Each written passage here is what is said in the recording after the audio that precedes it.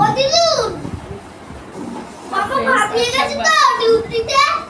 হ্যাঁ মামা কি ডিউটিতে ভাত নিয়ে গেছে? ভাত? হ্যাঁ মামা তুমি কি সব মিথ্যে কথা। মামা অল্প খায় দুপুরে, রাতে খায় বেশি।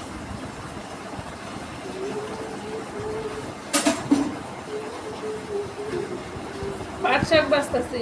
হ্যাঁ পাট শাক বাছতাছি।